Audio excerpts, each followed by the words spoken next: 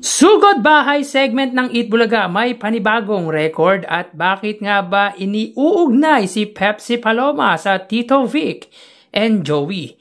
Yan ang pag-uusapan natin ngayong araw po ng Martes, January 7, first Tuesday of the year 2025. Pero bago natin simulan yan ay humiling ako na pakisubscribe ang aking YouTube channel. Pakiclick ang bell icon para una kayong manotify sa mga bagong video na ilalabas ko. At pakidamay nyo na din na i-follow ang aking Facebook page na Mega TV at ang aking TikTok account na Kaparokya TV. Maraming salamat!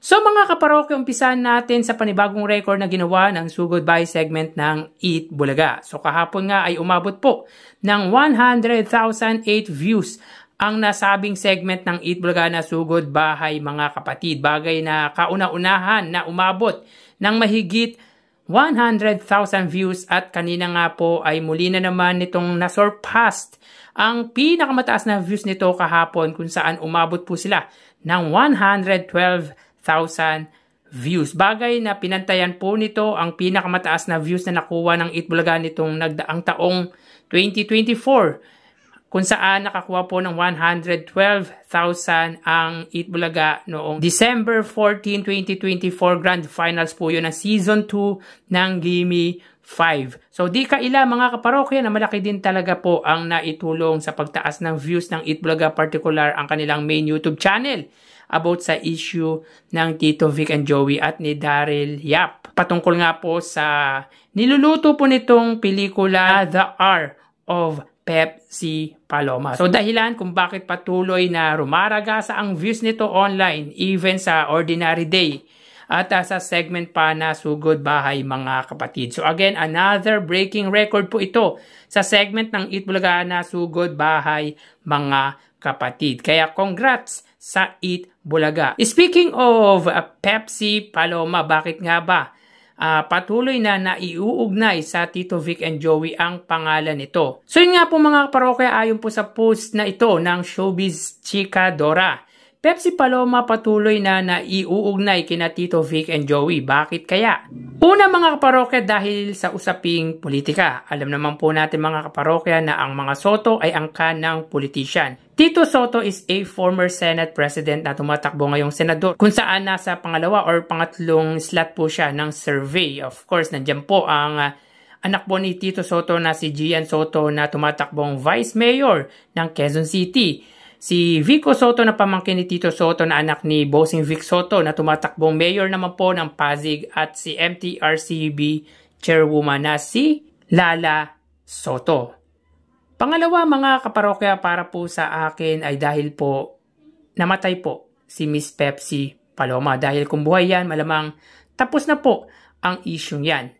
Pangatlo, dahil sikat ang Tito Vic and Joey magpasa hanggang ngayon. Biruin mo mga paroka, sino pang artista sa kasalukuyan ang umaani ng ganyang katanyagan ngayon? Tito Vic and Joey lang. Kahit senior na, talagang marami pa ding tagahanga ang legendary trio. Kaya nga si Daryl Yap naisipan na gumawa ng isang pelikulang na iuugnay sa Tito Vic and Joey dahil para maging relevant siya. Sabi nga ni Daryl Yap ay gusto niya magkaroon ng hustisya ang kababayan niyang taga Olongapo. Well, anyway mga kaparokya, kung gusto niya talagang magkaroon ng hustisya at kung meron naman po siyang pruweba or proof na nirape po talaga siya ng legendary trio, bakit hindi po siya pumunta sa husgado? So anyway mga parokya, para sa akin ay talagang ginawa lang po yan ni Daryl Yap para maging relevant po siya kung sino pong pinag-uusapan magpasa hanggang ngayon, at yan nga po ay ang Tito Vic and Joey. So yun lang po ang nakikita ko mga parokya.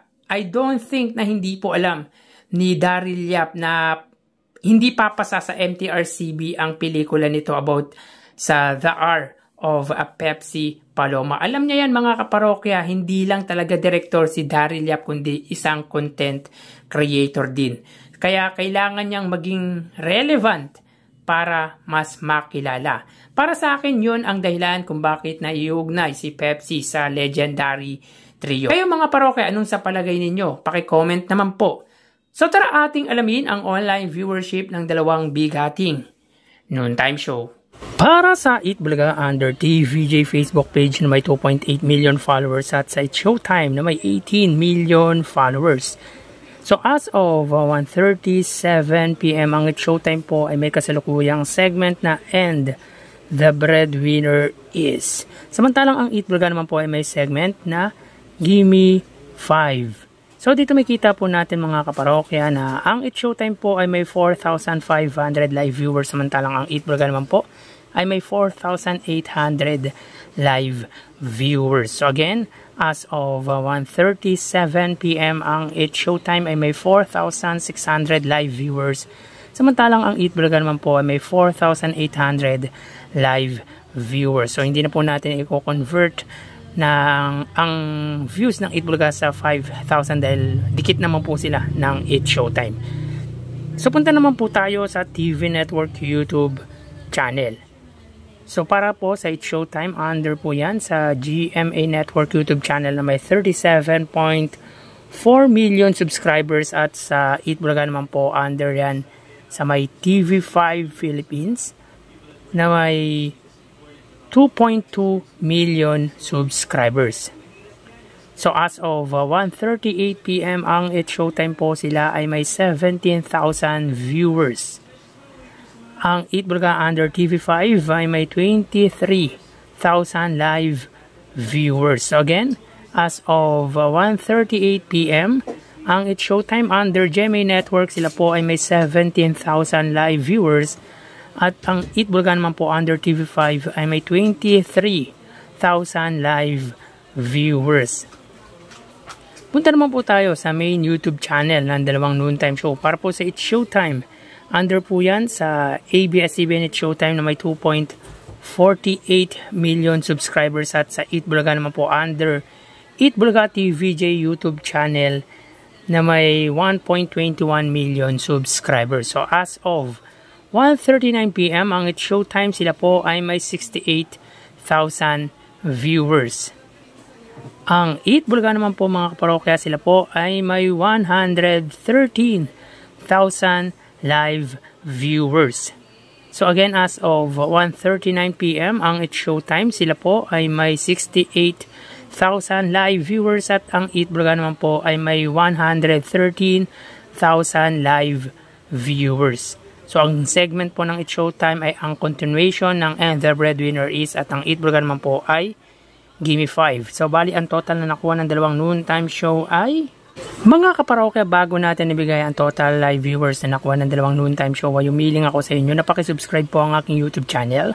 Pakiclick ang bell icon para una kayo ma-notify sa mga bagong video na ilalabas ko. At pakidami nyo na din na i-follow po ang aking Facebook page na Mega TV at ang aking TikTok account na Kaparokya TV. Maraming salamat! So, bali, ang total po na nakuha ng It's Showtime ay 89,000 viewers.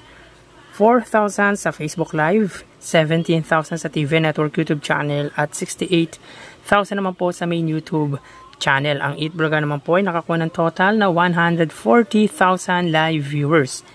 4,000 sa Facebook Live, 23,000 sa TV Network YouTube channel, at 113,000 naman po sa main YouTube channel. So again mga kaparokya, ang It's Showtime ay may 89,000 total viewers, at ang Eat Bulaga naman po ay may 140,000 total live viewers. So yan po ang lumalabas sa kanilang online viewership as of 1:41 PM. At mamaya ho, magbabalik pa po tayo sa huling bahagi ng ating online views update ng dalawang noontime show. Magpapaalam na po muna ako pansamantala. Magsiingat po tayo. Thank you and God bless.